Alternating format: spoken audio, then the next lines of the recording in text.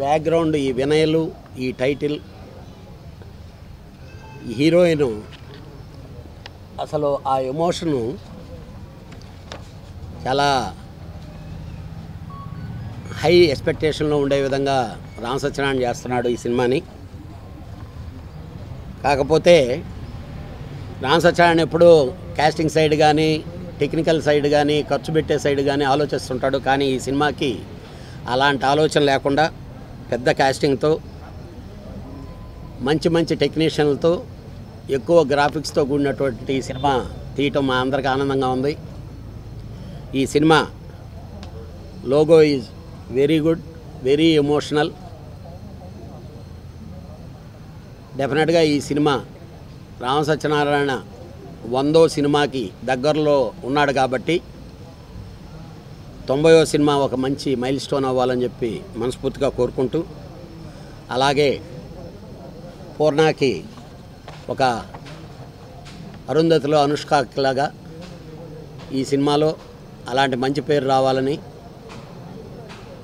అలాగే cinema super hit అవ్వాలని, ఇక డైరెక్టరు శ్రీరాజ్ కష్టపడే మనస్తత్వం, అన్ని లొసుగులు, అన్నీ ఇవి బాగా తెలుసు ఒక మేకింగ్ చేయటంలో. డెఫినెట్గా ఈ సినిమా మంచి పేరు అతను తీసుకురావాలి.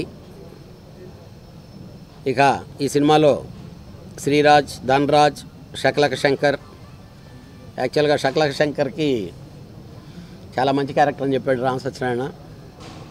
మనోడు ఇంకా మన అందరినీ శకలక చేయాలని చెప్పి మనస్ఫూర్తిగా కోరుకుంటూ ఈ ఎంటైర్ టీంకి ఆల్ ది బెస్ట్ చెప్తాను. Thank you. ఇది మా భీమవరం టాకీస్లో 90వ సినిమా. ఈ సినిమాని శ్రీరాజ్ బళ్ళ మీద ఉన్న నమ్మకంతో, ధైర్యంతో అతనికి సినిమా ఇవ్వడం జరిగింది. ఈవేళ చిన్న సినిమాలు ఎక్కడ కూడా ఆడట్లేదు. ఒక కాస్టింగ్ కానీ, ఒక కంటెంట్ కానీ ఉంటేనే సినిమా ఆడుతుంది.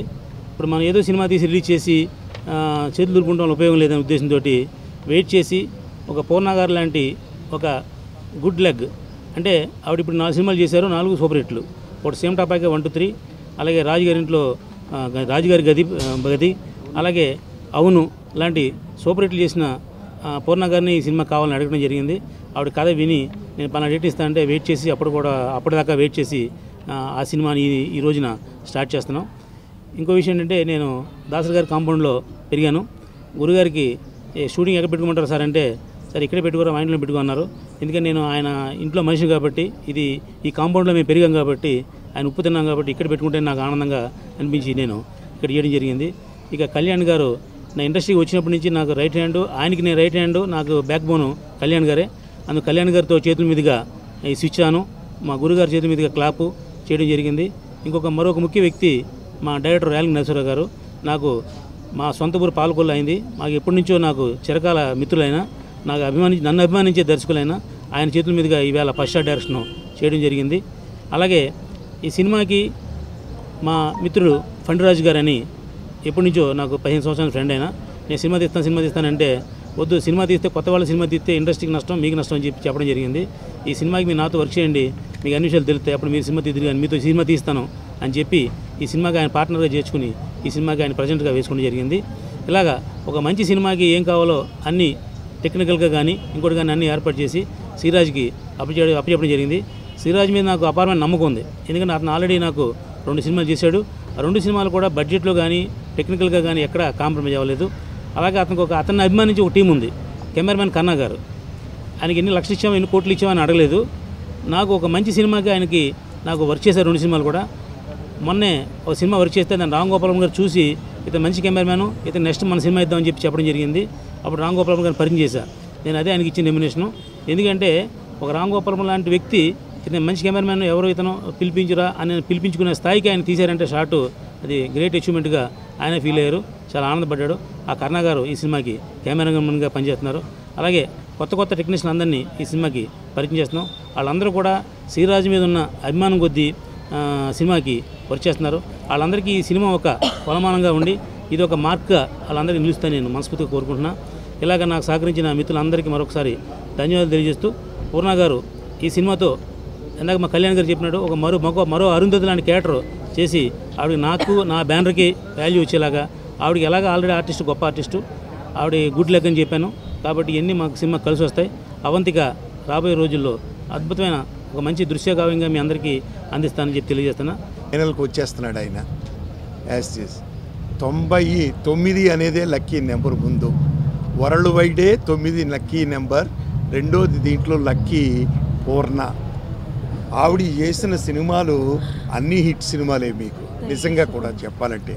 అలాగే టైటిల్ అవంతిక వినడానికి ఎంత చక్కగా ఉందంటే అంత చక్కగా ఉండి, భాషలో మన తెలుగు భాషలో మొట్టమొదటి అక్షరంతో స్టార్ట్ అయిన అవంతిక.